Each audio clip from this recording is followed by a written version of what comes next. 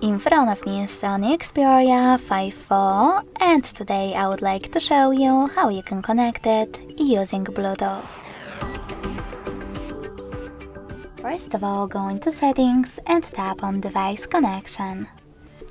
Now select Pair New Device and wait for available ones to show.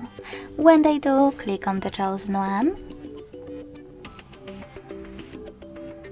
Tap on Pair and wait for the other device to do the same. As you can see, my devices were successfully connected. If you want to disconnect them, tap on this gear icon next to chosen device and choose Forget next to Connect. Lastly, click on Forget Device in the pop-up.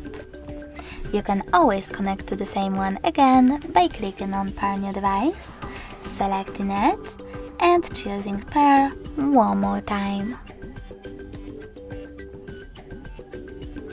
Thanks so much for watching. If you enjoyed this video, leave a like, comment and subscribe. Bye!